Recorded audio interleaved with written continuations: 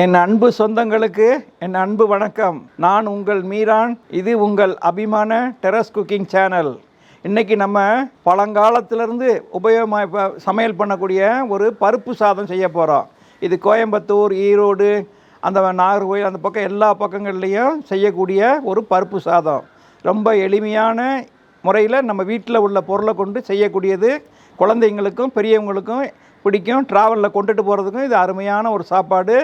இதுக்கு இப்போ என்னென்ன பொருட்கள் தேவைங்கிறத பார்க்கலாம். இப்போ இதுக்கு தேவையான பொருட்கள்: தக்காளி, புழுங்கல் அரிசி, நம்ம சமையலுக்கு பயன்படுத்தும்ல அதே புழுங்கல் அரிசி, நெய், துவரம் பருப்பு, பெருங்காயம், மிளகாத்தூள், கொத்தமல்லி தழை, கருவேப்பிலை, காஞ்ச மிளகாய், ஜீரகம், மிளகு, தூள் உப்பு, கல்லுப்பு, கடுகு, உளுந்து, மிளகுத்தூள், மஞ்சள் தூள், சோம்பு, பூண்டு, நறுக்கி வச்ச பூண்டு, பச்சை மிளகா, சாம்பார் வெங்காயம், நம்ம நாட்டு வெங்காயம், சாம்பார் வெங்காயம், எண்ணெய். இதுதான் இதுக்கு தேவையான பொருட்கள்.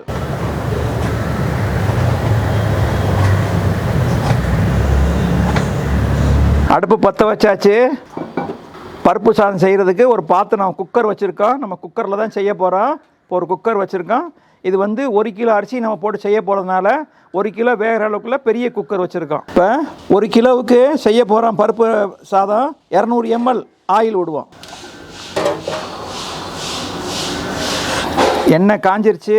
முதல்ல கடுகு 1 ஸ்பூன், சோம்பு 1/2 ஸ்பூன், 5 காஞ்ச மிளகா, ஜீரகம் 1 ஸ்பூன்,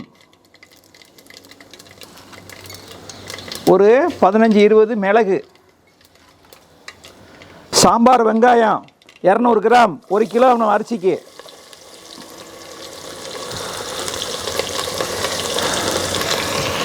ஒரு 200 கிராமு சாம்பார் வெங்காயம் போட்டிருக்கோம்.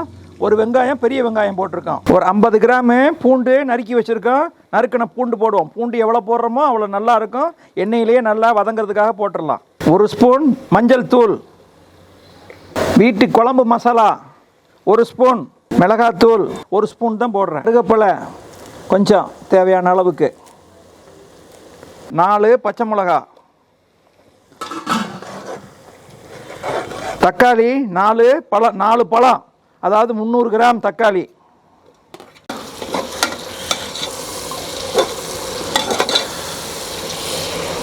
இந்த தக்காளி வெங்காயத்துக்கு தேவையான உப்பு போடுறோம். கல் உப்பு தான் நான் போடுறேன். கொஞ்சம் இதுக்கு தேவையான உப்பு. சின்ன கைப்பிடி கொத்தமல்லி தழை. பருப்பு சாதத்துக்கு முக்கியமாக பூண்டு இருக்கிற மாதிரி அந்த வாசனை. பெருங்காயமும் போடணும், பெருங்காய வாசனை ஒரு 1/2 ஸ்பூன். இந்த ஆளாக்கில் 2 ஆளாக்கு அரிசி நம்ம போட்டிருக்கோம். 2 ஆளாக்கு இருக்குது.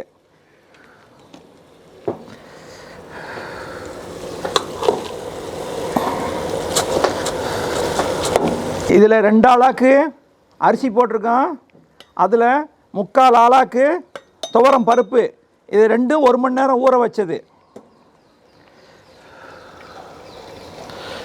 இப்போ அரிசியும் மசாலாவும் இதில் போட்டு அந்த பருப்பும் அந்த மசாலாவோட பிரட்டி விடுவோம். ஒரு 5 நிமிஷம் அப்படி பிரட்டிகிட்டு இருக்கட்டும். மசாலா நல்லா அந்த அரிசியில் போய் இந்த மசாலா வாசனை ஏறட்டும். ஒரு ஆளாக்கு அரிசிக்கு, நம்ம புழுங்கல் அரிசினால 1க்கு 2, ஒரு ஆளாக்கு அரிசிக்கு 2 ஆளாக்கு தண்ணி ஊற்றுறோம்.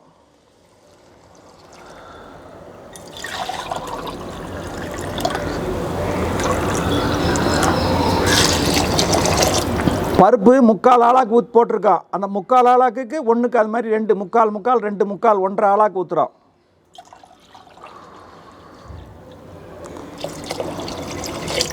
ஒன்றுக்கு 2 வீதம் நம்ம தண்ணி ஊற்றியிருக்கோம். அந்த தண்ணிக்கு தேவையான உப்பு போடுறோம், கல் உப்பு. உப்பு நம்ம கரைஞ்சி குடித்து பார்க்கும்போது கொஞ்சம் தூக்கலாக இருக்கணும். ஏன்னா அரிசிக்கு எடுக்கும்போது அரிசி லெவல் பண்ணிடும் அந்த உப்பை. அதனால் கொஞ்சம் தூக்கலாக. தீயை ஹை ஸ்பீடில் வைக்கக்கூடாது. மீடியம் ஃப்ளேமில் வச்சு ஒரு 4 விசில் வர்ற வரைக்கும் வச்சுருவோம். 4 விசில் வரணும், அது வரைக்கும் விட்டுருவோம். 4 விசில் வந்ததுக்கப்புறம் தீயை மீடியம்லேருந்து சிம்முக்கு வச்சு ஒரு 5-10 நிமிஷம் விட்டுட்டு அப்படியே ஆஃப் பண்ணி மூடி கேஸை திறக்காமல் அப்படியே விட்டுருவோம். ஸ்டீம் அப்படியே இருக்கட்டும். ஆவி பூரா போனதுக்கப்புறம் 10 நிமிஷம் கழித்து திறக்கலாம். நம்ம 20 நிமிஷம் போட்டிருந்தோம். தம்மு சிம்மிலேயே தான் வச்சுருந்தோம். 20 நிமிஷம் தம்மாகி விசில் வந்துருச்சு. இப்போ நம்ம திறந்து விசில்லாம் வந்து முடிஞ்சு இப்போ நம்ம ஸ்டீமில் வச்சு ஆஃப் பண்ணிவிட்டு அப்படியே வச்சுருந்தோம். இப்போ நம்ம திறந்து பார்ப்போம்.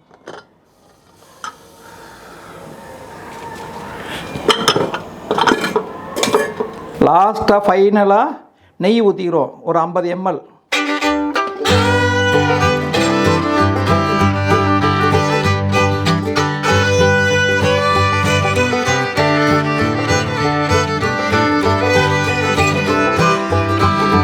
அருமையான முறையில் பருப்பு சாதம் ரெடி ஆகிடுச்சு.